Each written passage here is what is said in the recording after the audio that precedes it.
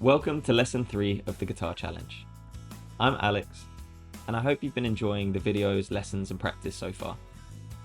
In this week's lesson, we're going to go over the last technique exercise. In lesson 1, we did strumming and 4-picking combinations. In lesson 2, we did hammer-ons and pull-offs. And in this week's lesson, lesson 3, we're going to go over 3-picking combinations. If you haven't checked out the other videos and lessons, I would suggest you do so now, as these 4 technique exercises should be a regular part of your practice. We also went over reading music notation in the open position on the 1st and 2nd strings, with a view to getting up to the 4th string as quickly as possible. So let's go over the 3-picking combinations. 3-picking. Having already practiced our 4-picking combinations, now we're trying to get used to playing alternate picking using groups of 3 notes per string. When we pick 3 times, every group of 3 we're picking in a different direction, which takes some getting used to. This is an exercise that you can do with or without a metronome, but don't make the same mistake I did as a beginner and try it on a backbeat straight away, because it gets tricky to follow. We can choose one of the many combinations, starting from the 6th string down to the 1st string, moving 1 fret up at a time, and then back up to the 6th string, using the opposite combination up to the 12th fret and back. I've been enjoying these exercises because the progress is quick and easy to see and measure. You use a metronome, and the better you get, the faster the BPM you can go. In terms of technique, try not to bend your wrist, and much like the 4-picking combinations, try to mute the strings as you go up and down. Now that we know the music notes, it's time to start reading them on the guitar. There are many methods that teach us how to do this, but we believe the best way is to go from the 1st string up to the 6th in the open position.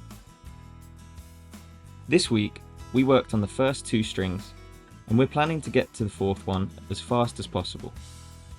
In our booklet, you can find a number of exercises from different methods to get started. You can practice this with or without a metronome, but be careful with the duration and the sound of the notes. Also, bear in mind that you want to move your fingers the least amount possible. Line as well. That's what happens when you wear hats with a receding hairline when you're playing football in the heat. So this is the musical notation. I don't know how well you can see, but basically, because I've been practicing my notes, I know that, for example, this is E, F, G, F, E, etc.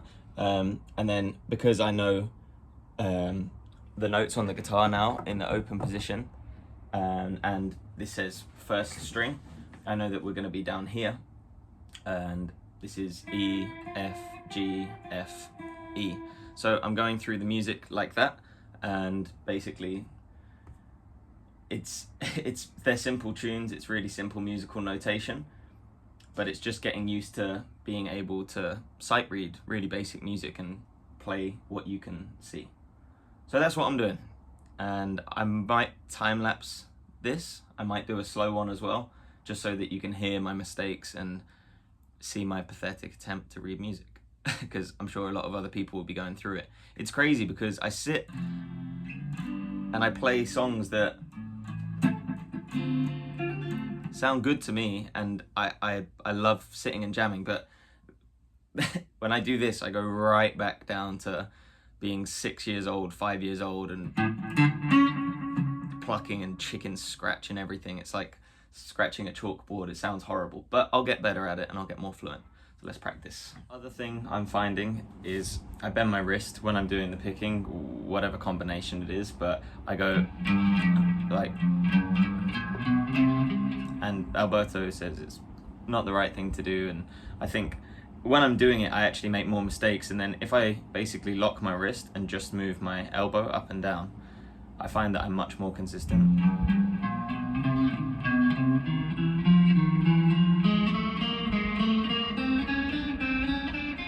So this is proving really difficult. I think it's familiarity with where the notes are in the open position, but also it's a real test of how well you know the notes. Tone savvy is one thing, clicking it, but having to say them and think real time Like, if I was sight reading, I'd be in big trouble. I'd be fired, as Alberto says. But yeah, we're on the 4th and 3rd string at the minute. So we've got D, E, F, G, and A. So let's give it a go. D, E, F, G, A, G, F, D. Already messed up. D, E, F, G, A, G, F, E, F. Overall, with the 3 picking, I feel much more confident and much more fluent, especially because I've done the 4 picking before as well. I think the 1, 3, 5 is a real stretch, so yeah, I think it's best to do that at the start of your routine if you're practicing like me, because by the end your hand will start cramping and hurting, especially if you've not done it for a long time. But key things to remember for me are where I'm fretting. I start to get lazy and fret in the middle rather than sort of towards the end of the fret.